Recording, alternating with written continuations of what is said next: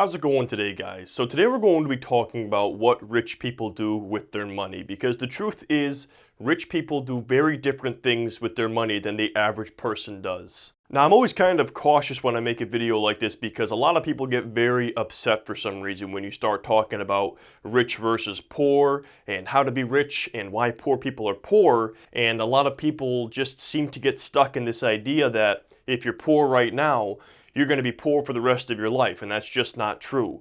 This is not anything that is set in stone, and if you're looking through these things and you feel like you're somebody who is falling on the side of what the average poor person is doing, all that means is you need to change your habits and do different things with your money. But the first thing I want to ask you guys is this: why are we so mean about rich people? Because my guess is you've heard something along the lines of rich people really don't deserve what they have, or they were fed from a silver spoon and they inherited all of their money. Well, I want to dispel that myth for you guys right now. So according to research done by Thomas J. Stanley, and he is the author of the best-selling book The Millionaire Next Door, 80 to 86% of millionaires are self-made millionaires. So when you hear people out there saying things like millionaires were fed from a silver spoon or they inherited all of their money, 80 to 86% of them are self-made millionaires. And I want to ask you guys this. I'm guessing if you're watching something like this, you yourself want to be rich someday. You yourself, you want to be a millionaire someday. Do you want people saying these things about you once you become a self-made millionaire and you really do figure things out for yourself and you become rich? Do you want people talking behind your back and saying things to you like, oh, this guy inherited all of his money. He doesn't deserve it. He didn't actually work for what he has. He just had it given to him. So one of the things I want to say right now is you really have to just stop having these negative thoughts and believing things that are simply not true. So I honestly want you guys to stop for a second and think the next time you're looking at somebody who maybe they're driving a nicer car than you, or they're out to dinner at some fancy place and you start saying things like, boy, they don't deserve to be rich, they just had it handed to them. Before you start saying things like that, most rich people out there are self-made and they in fact did not have it handed to them, even though these are the things that you hear everyone saying. But the problem is, guys, if you're somebody out there who is saying things like this, if you're somebody who's going around and saying things like life isn't fair and the rich are getting richer and the poor are staying poor and all of the rich people don't deserve it, you're not helping the situation at all. All you're doing is complaining, and complaining is going to do nothing for you. So I want to ask you guys this question here. Rather than complaining about this and saying that the world is not fair, because obviously the world is not fair, otherwise everyone out there would have the same amount of money in their bank accounts. And it's very clear that this is not the case. So now that you understand that wealth inequality exists, why aren't you playing to win? So the simple truth, guys, is that rich people have drastically different habits when it comes to their money when you look at the difference between what rich people are doing with their money and what poor people are doing with their money. And I'm going to explain those to you right now. So the first thing, it comes down to delayed gratification versus instant gratification.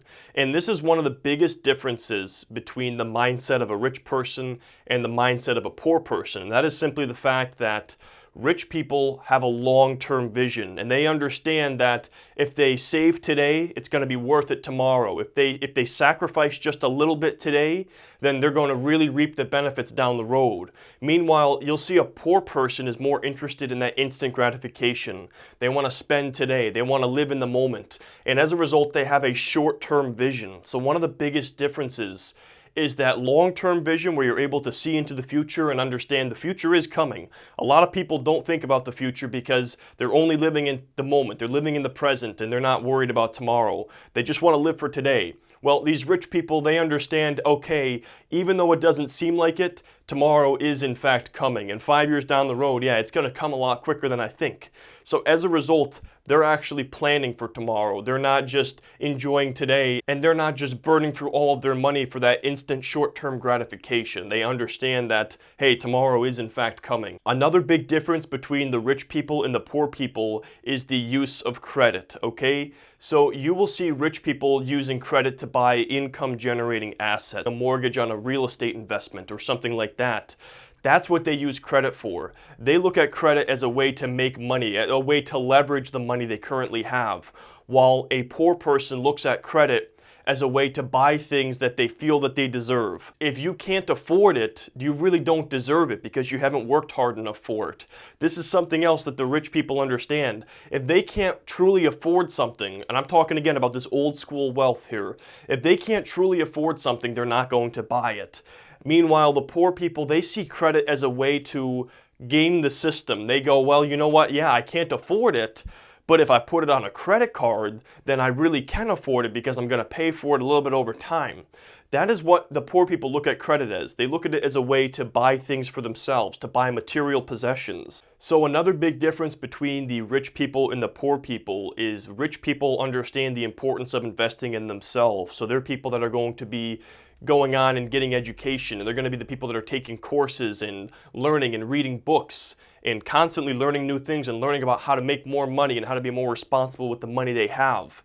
Meanwhile, poor people, if they're investing at all, and unfortunately most people are not, but if they are the small number of people that are investing, they're only investing in things outside of themselves. So they're not investing in trying to make more money by investing in themselves. You know, they're not the people that are going to go out there and start a business or learn a new or more valuable skill. They're the people that are just going to be investing in things outside of themselves. Now, while I would rather see somebody invest outside of themselves as opposed to not investing at all, the investments that are going to pay you 1,000 or 10,000% ROI are those investments you make in yourself, not necessarily investing in things outside of yourself. And the rich people really understand the importance of investing in themselves. The other main difference between the rich people and the poor people really comes down to the fact that rich people are incredibly patient, meanwhile poor people are very impatient. And as far as their investing strategy goes, you're going to find that most rich people, most of these old school guys and old school girls that are rich, most of these people that have that long-term wealth, they buy and hold. So when they make an investment, they're not active with it. If they invest in a stock, they're going to hold it for many years. If they buy a piece of real estate, they're going to hold it for 20 years. Meanwhile, you're going to see poor people, the type of people that are investing in things outside of themselves, they're going to buy and sell and buy and sell, and they're going to repeat that strategy because they're impatient. They don't have the patience to reap the long-term benefits. Again, this comes down to that desire for instant gratification. If they don't see it in front of them right now, they don't want it. Even if you could tell them, look, you hold on to this thing for 5 or 10 years, you're going to have a lot of money built up. They're going to say, you know what?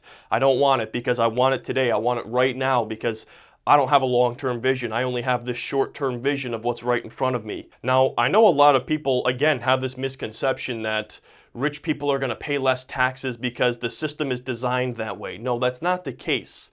What it is rich people have the money and they invest in accountants that are able to work the tax system to their advantage, okay? Now, yes, the average person out there can't afford to have this done. The average person can't afford to have an accountant come in and help them, you know, structure their money and their investments in a way that they're paying less in taxes. But this is just another way that rich people invest. They invest in things that are going to save them money. So they understand that having an accountant go through and maybe, you know, change the form that money is being delivered or do different things with their investments, that is going to lower their taxable income. They understand the importance of that. So that's a big difference between the rich people out there and the poor people, is that rich people plan for taxes and they think about taxes when they're making an investment, while poor people really don't think about taxes until it's actually time to pay them. And I'm sure you guys will agree with me that it doesn't necessarily matter what you make. What really matters at the end of the day is what you can hold on to after taxes. And this is a huge difference between the rich people and the poor people, is the rich people really understand taxes and how to pay as little in taxes as possible. And they understand the value of paying someone to help them with this because it's going to save them more money on taxes. And the final difference between the rich people and the poor people in terms of money comes down to investing in tangible assets versus intangible assets. So an example of a tangible asset, one of the biggest ones is real estate. You know, there's been so many people that have gotten rich through investing in real estate. And a lot of poor people would look at a tangible investment, and due to that poor liquidity, they're going to say, you know what, this is too risky for me. So the rich people understand that, yes, while this is a higher risk investment, there's a higher potential potential return here when you're investing in tangible assets. So I think that's one of the big differences as well, is that poor people are only going to be holding intangible assets, while rich people are going to be buying tangible assets like real estate. And I think if you guys really want to become truly rich, you have to hold both tangible and intangible assets. So you do need to hold things like real estate on top of holding things like stocks and bonds and index funds. You can't only be involved in these intangible assets. Anyways, guys, that's pretty much all I got for this video. This is what I truly believe are the main differences between the way rich people spend their money and the way poor people spend their money. And again, I just want to repeat this. I'm not at all pointing this out to tell you guys, oh, you're poor, or oh, you're rich and you're always going to be that way. I want you guys to understand that these are not limitations. It's not like you're going to be stuck in this box forever. While there are barriers between being a rich person and a poor person, it's very easy to overcome those barriers and start following these habits of the rich people. I'm not at all telling you guys that the poor people are going to stay poor and the rich people are going to stay rich. I know a lot of people that used to be rich that ended up poor, and I also know a lot of poor people that got rich. There's fluid between these things. There's mobility. So I want to thank you guys for taking the time to watch this video. If you enjoyed it, please drop a like. And if you are new to my channel, please consider subscribing to be notified of future uploads. And as always, I thank you for taking the time to watch this video.